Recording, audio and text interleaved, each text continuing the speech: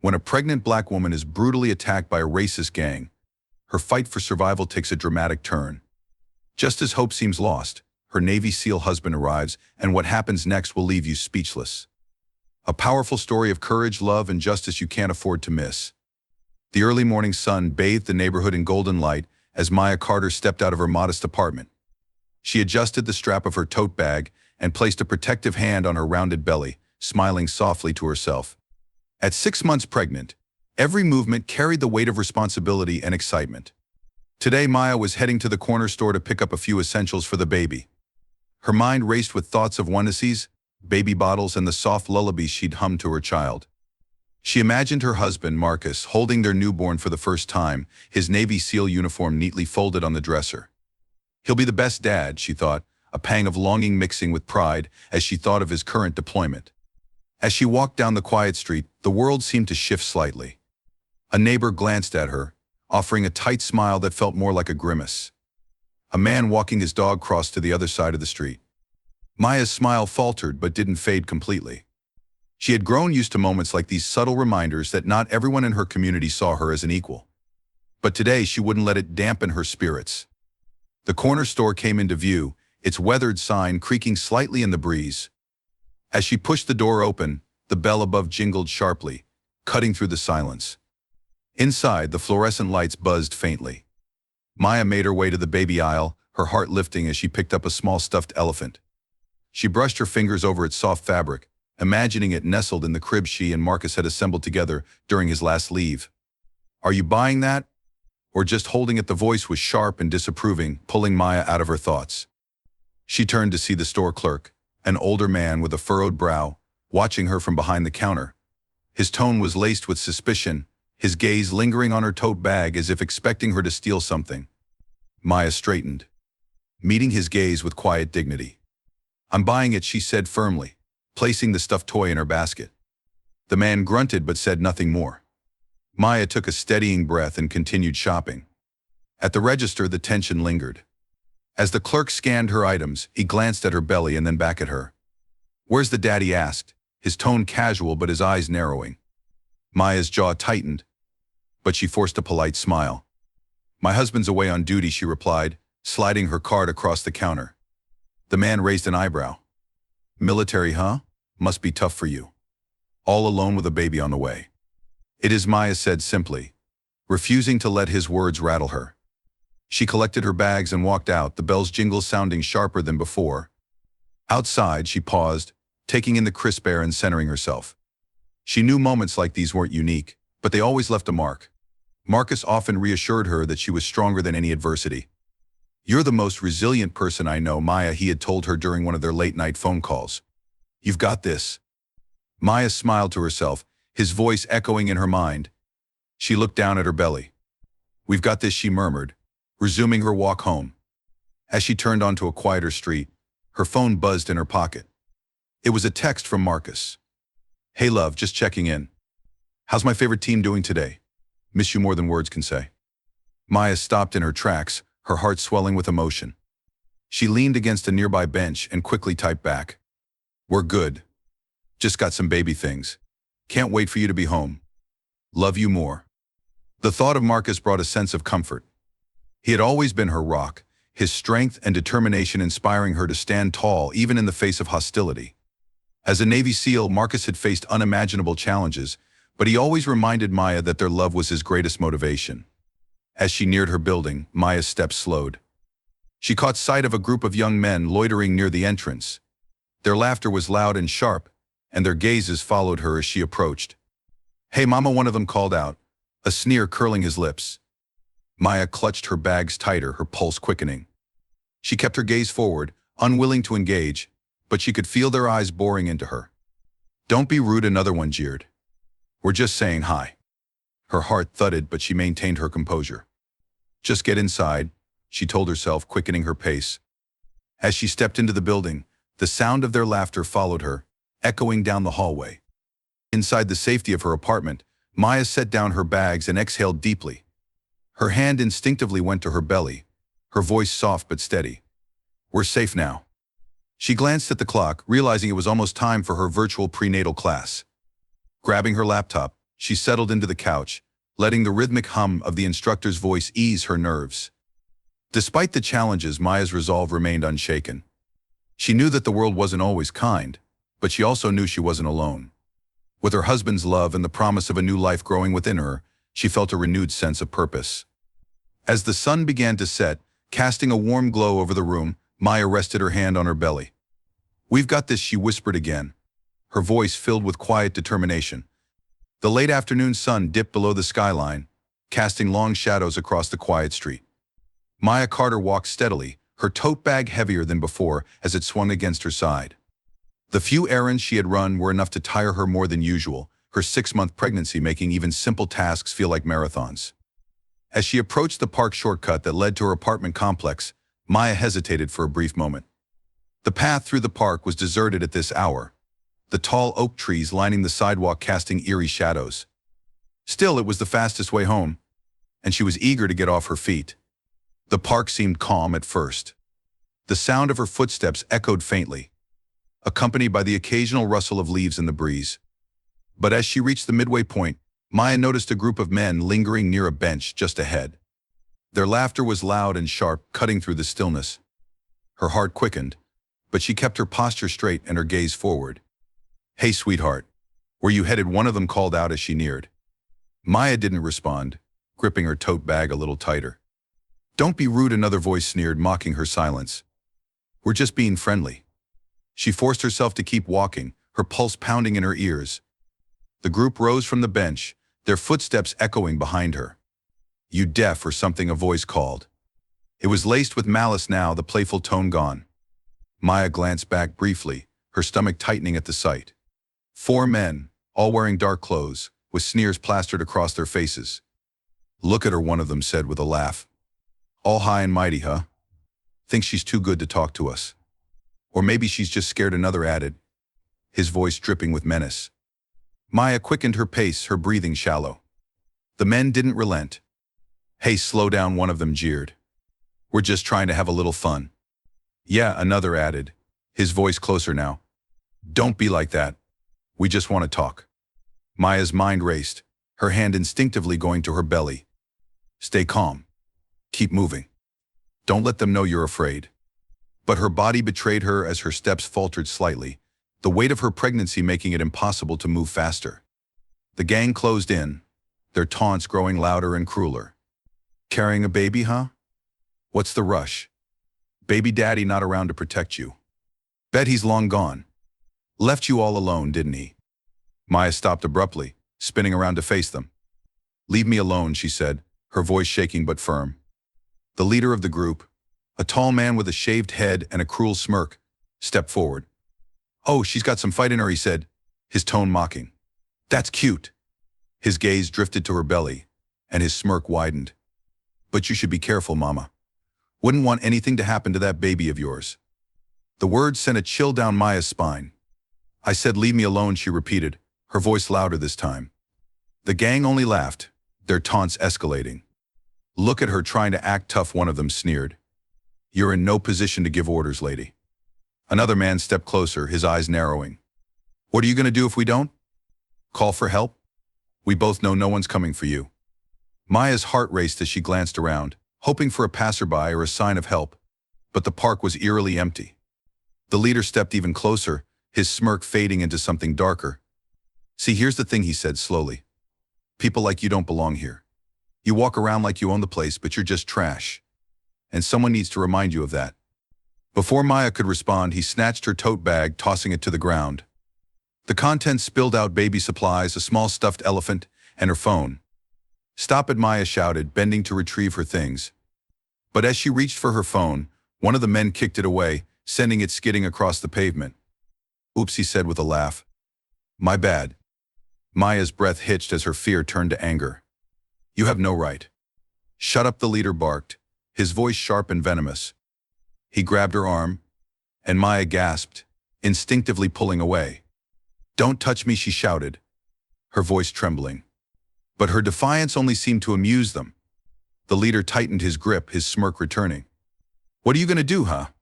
You're all alone." The others closed in, their laughter echoing around her. Maya fought to stay calm, her mind racing. You're strong. You can get through this. But her strength was tested as one of the men shoved her backward. She stumbled, her hand instinctively going to her belly to protect her child. Careful now, one of them jeered. Wouldn't want to hurt that baby of yours. Or maybe we would. The cruelty in his voice sent a surge of adrenaline through Maya. Help, she screamed, her voice echoing through the park. Somebody help me.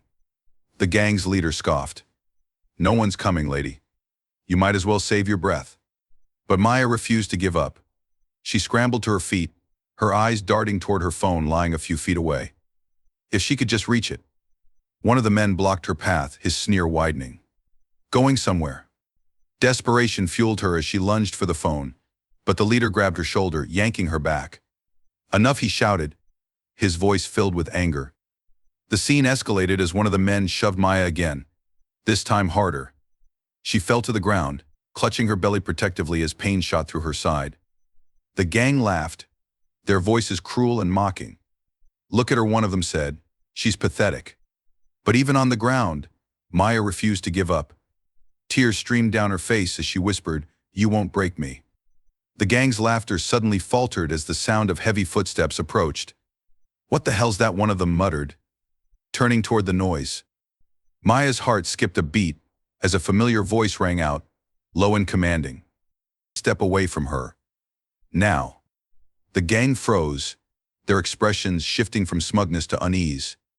Standing a few feet away, Marcus Carter, Maya's Navy SEAL husband, loomed like a force of nature, his face set with cold fury. The pain radiated through Maya's body as she lay on the cold pavement, clutching her belly protectively. Her heart pounded, but her mind raced even faster. The gang's laughter echoed around her, cruel and piercing. They thought they had broken her, reduced her to nothing more than their victim. But they underestimated her. Maya shifted slightly, grimacing at the sharp ache in her side. Her hand brushed against the edge of her spilled tote bag, feeling the soft fabric of the stuffed elephant she had just bought for her baby. Her eyes locked on the toy, and something within her ignited a fierce resolve that burned brighter than her pain. One of the men sneered as he crouched closer. What's the matter? No fight left in you. Maya pushed herself up onto her knees, her voice steady despite the tremble in her limbs. You don't scare me, she said, her tone defiant. The gang leader chuckled, his head tilting in amusement. Brave words for someone on the ground. I've faced worse than you, Maya shot back, her eyes blazing. And I'm still standing. The words gave her strength, even as the men closed in again. She gripped the stuffed elephant tightly, using it to pull herself to her feet. The world swayed slightly, her body protesting the effort, but she steadied herself. I said stay down, one of the men barked, stepping forward. Maya's grip tightened on her tote bag, and without thinking, she swung it at him. The edge caught his arm, forcing him to stumble back with a surprised grunt. You little? He snarled. But Maya cut him off. Touch me again, and I'll make you regret it, she said, her voice laced with steel. Her words didn't stop them, but they slowed their advance. She could see the flicker of doubt in their eyes, and it was enough to give her hope. In that moment, a memory surfaced, one of her husband, Marcus, sitting beside her on their couch during his last leave. She had been worried about his deployment, unsure if she could handle everything alone. Marcus had taken her hands in his gaze steady and filled with love. You're stronger than you know, Maya, he had said, his voice firm yet gentle. You've always been a fighter. And no matter what, you'll get through it. I believe in you. His words echoed in her mind now, wrapping around her like a shield. You've always been a fighter. Maya took a deep breath, her resolve hardening. She had to think clearly. Her eyes darted toward her phone, lying just a few feet away. If she could reach it, she could call Marcus or anyone for help. The gang was distracted momentarily, laughing at the man she had struck with her bag. Maya seized the opportunity, lunging for the phone. Her fingers brushed against the screen just as another man grabbed her arm. Not so fast, he growled, yanking her back.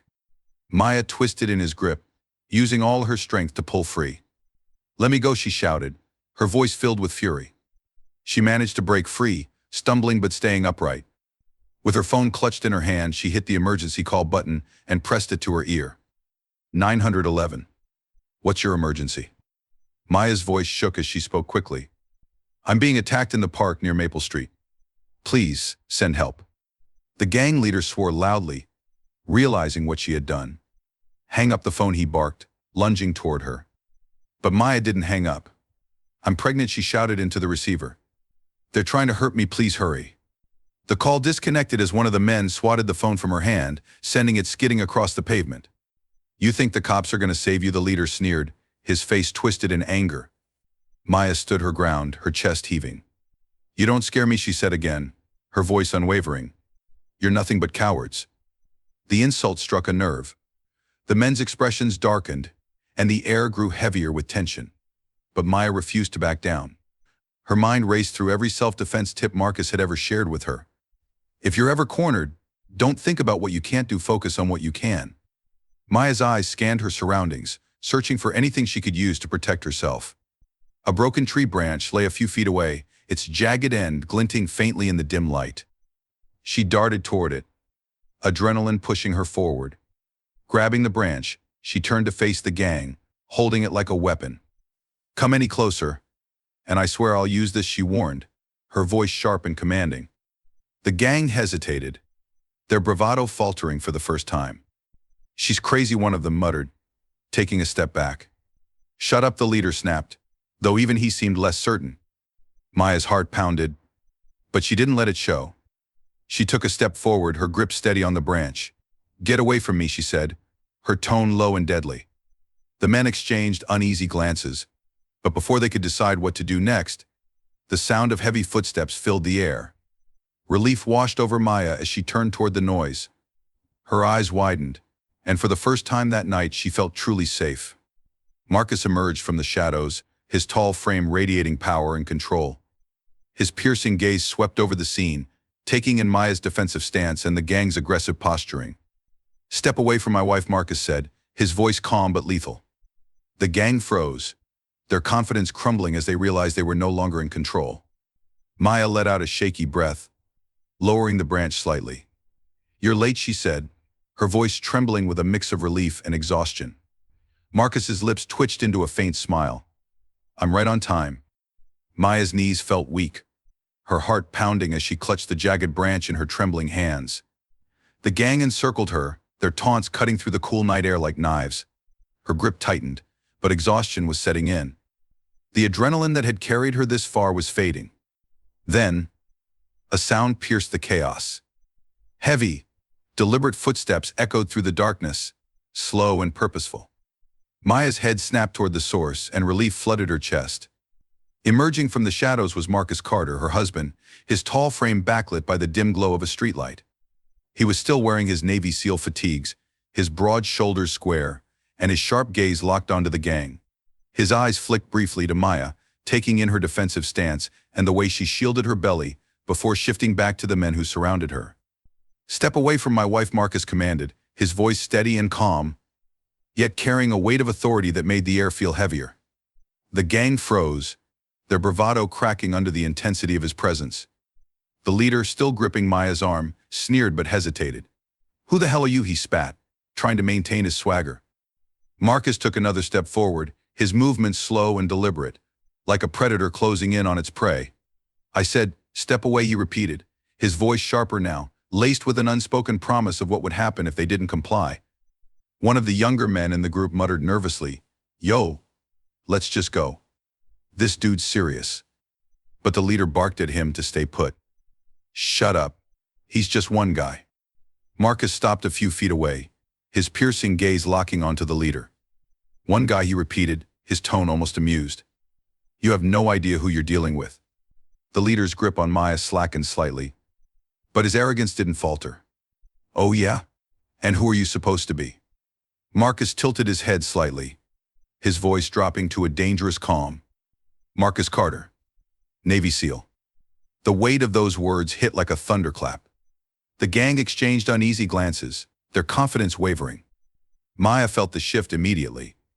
The gang, which had moments ago been so sure of their power, now seemed uncertain, even afraid. Marcus didn't need to raise his voice or make any sudden moves. His presence alone was enough to turn the tide. The leader forced a laugh, but it came out strained. Big deal, he said, though his hand dropped from Maya's arm. You think you can scare us because you're military. Marcus's expression didn't change. I don't need to scare you. But I suggest you leave. Now. One of the other men stepped forward, trying to regain some semblance of control. What are you going to do if we don't? You can't take all of us. Marcus's lips twitched, not quite a smile. Try me. The leader made a decision then, lunging forward as if to call Marcus's bluff. But Marcus moved faster, sidestepping with fluid precision. In one swift motion, he grabbed the man's arm, twisting it behind his back and forcing him to his knees. The leader yelped in pain, his bravado evaporating. What the hell, man? Marcus leaned down, his voice low and measured. This is your last chance. Walk away. The other gang members hesitated, clearly unsure whether to fight or flee. Marcus released the leader with a shove, sending him stumbling forward. Go, Marcus said again, his tone like steel. The youngest of the group bolted first, muttering something about not wanting any part of this. Another followed quickly, and soon only the leader and one other man remained.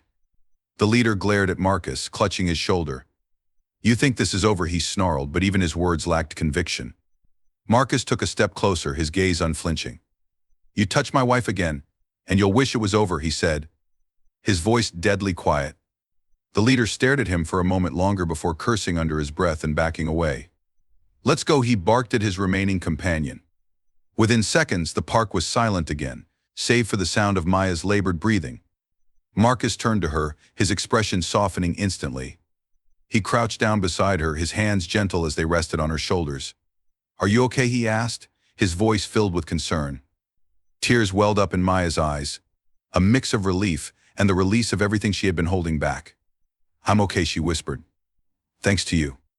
Marcus's eyes flicked over her, checking for injuries. Did they hurt you? The baby. She shook her head, resting her hand over his. We're fine. Just scared. He exhaled deeply, his hand brushing a stray tear from her cheek. You're the strongest person I know, Maya, he said softly. I'm so sorry I wasn't here sooner. Maya managed a weak smile, leaning into his touch. You were right on time. Marcus helped her to her feet, steadying her as she leaned against him. He glanced around the park, his instincts still on high alert. We're going to report this, he said firmly. They won't get away with this. Maya nodded, her grip tightening on his arm. She knew that with Marcus by her side, she was safe.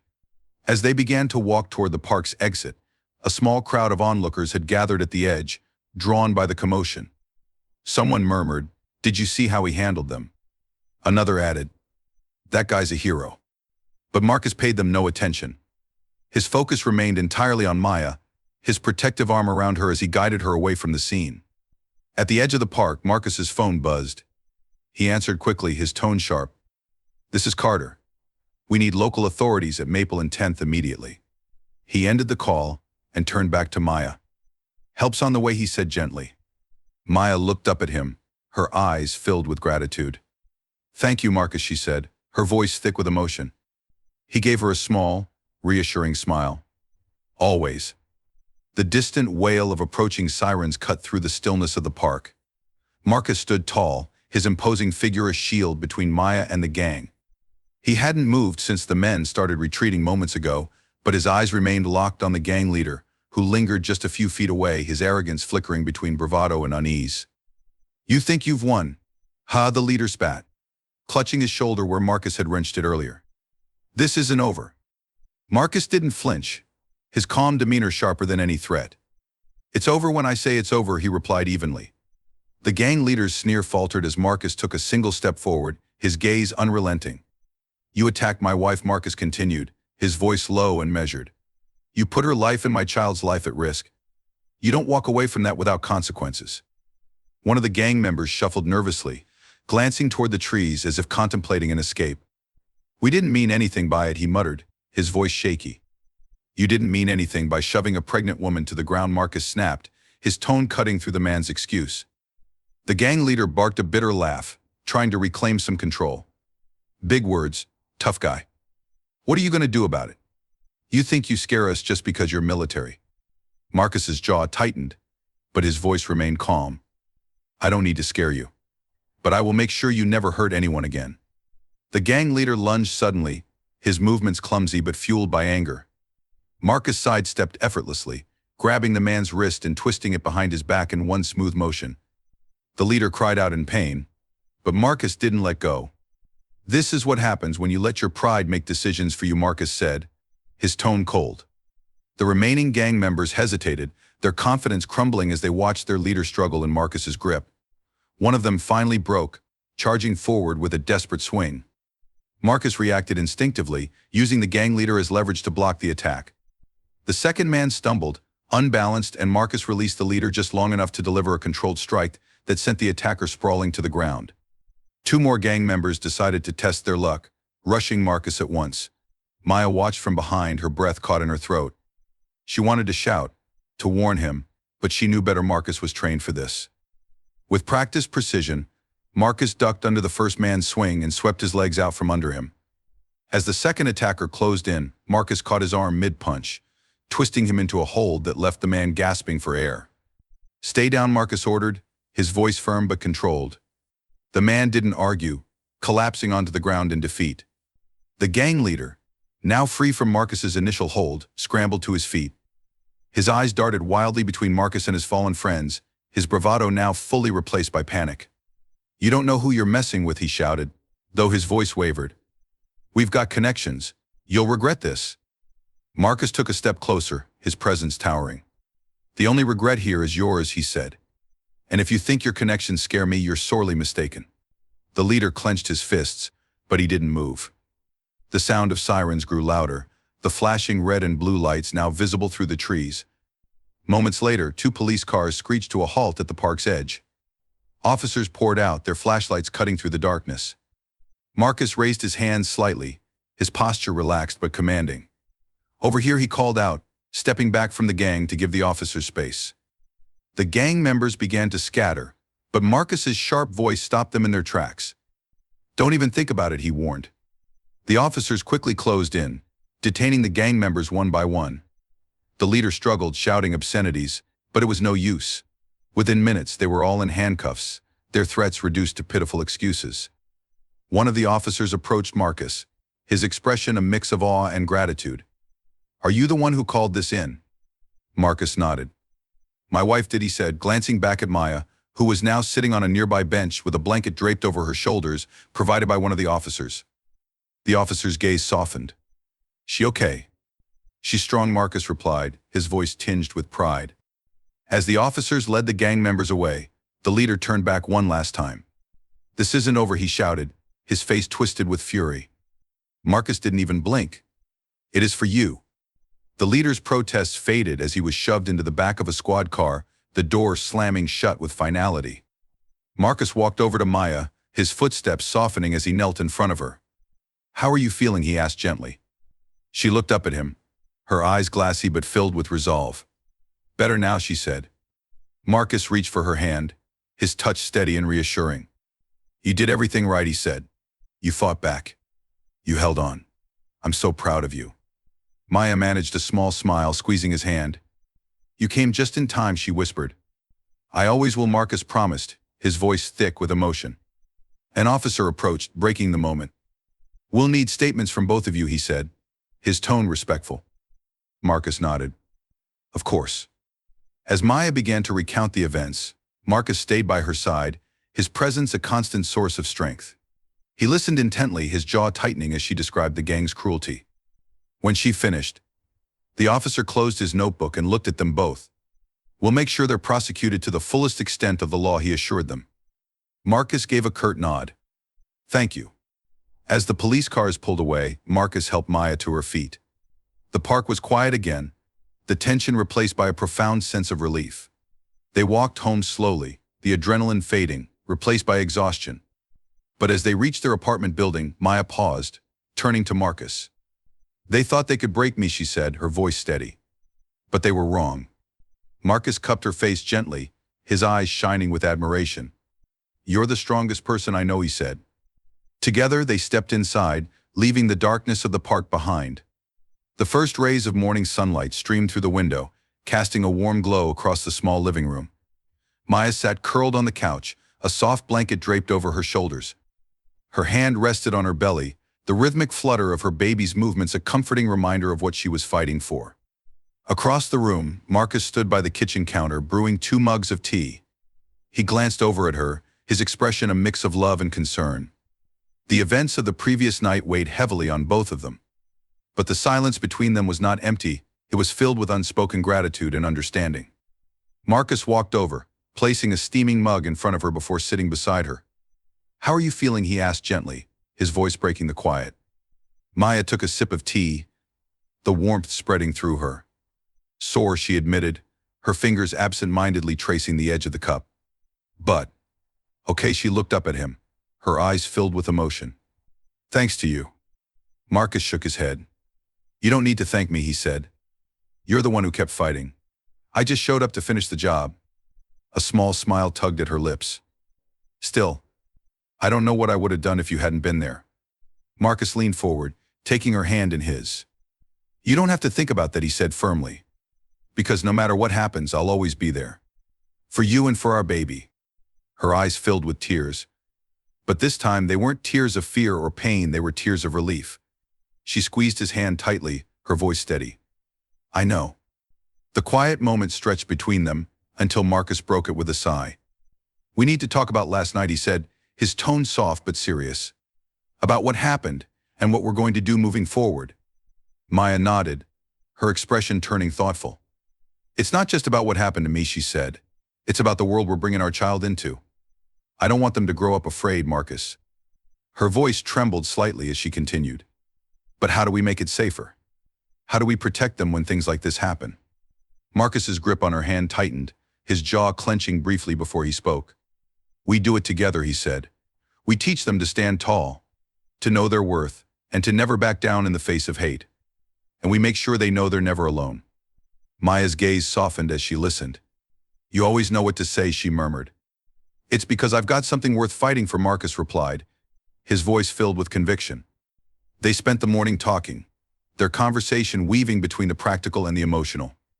Marcus promised to follow up with law enforcement to ensure the gang was prosecuted, while Maya spoke about wanting to get involved in community outreach, helping others who had faced similar challenges. "We can't change everything overnight," Marcus said, "but we can make a difference, one step at a time." Maya nodded, her confidence returning with each passing moment.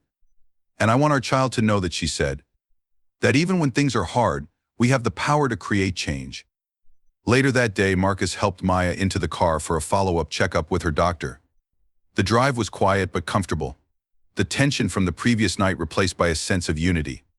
At the clinic, the doctor reassured them both that Maya and the baby were healthy, though she needed rest and care in the coming weeks. Marcus listened intently, his protective instincts on high alert. As they left the clinic, Maya placed a hand on his arm. "I'm okay," she said, her voice steady. "We're okay." Marcus smiled, leaning down to kiss her forehead. "I know," he said. That evening they sat together in the nursery, the room still a work in progress. Marcus adjusted the crib they had built together during his last leave, while Maya folded tiny baby clothes into neat piles. The soft glow of the nightlight illuminated the room, casting a warm and peaceful ambience. Maya paused, holding up a small onesie with Future Hero printed across the front. Marcus chuckled, his expression softening. "I think that one's perfect," he said. Maya placed the onesie into the drawer, then turned to face Marcus. "Last night was terrifying," she said, her voice quiet but firm. "But it reminded me of something important." Marcus raised an eyebrow, waiting for her to continue. "No matter how hard things get, no matter what we face," she said, "we're stronger together. And that's what's going to carry us through." He nodded, his eyes filled with pride. "You're right," he said. "And we'll make sure our child knows that too." As the day came to an end, they sat on the couch together, Maya leaning against Marcus's shoulder. The weight of the past night lingered, but it no longer felt overwhelming. "We've got a lot to do," Marcus said, his tone thoughtful. Maya smiled. "We'll take it one step at a time," she said. "And we'll do it together," Marcus added. Maya rested her hand on her belly, her smile widening. Together. The evening air was warm and still as Maya stood on the small balcony of their apartment, her hands gently cradling her belly. The soft glow of city lights twinkled in the distance, a stark contrast to the chaos of the previous night. Beside her, Marcus leaned against the railing, his presence steady and comforting. They had spent the day processing what had happened, speaking with officers, and ensuring every detail was documented. Justice would take its course, But tonight, Maya felt a rare stillness, a moment to reflect. "I've been thinking," Maya began, her voice soft but resolute. Marcus turned to her, his expression attentive. "About what?" "About how close we came to losing everything last night," she said, her gaze fixed on the horizon. "And about how we can't let fear control us."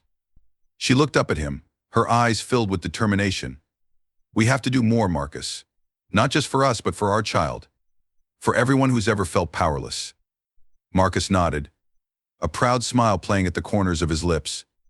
"You've always had that fire," he said. "It's one of the reasons I fell in love with you." Maya laughed softly, shaking her head.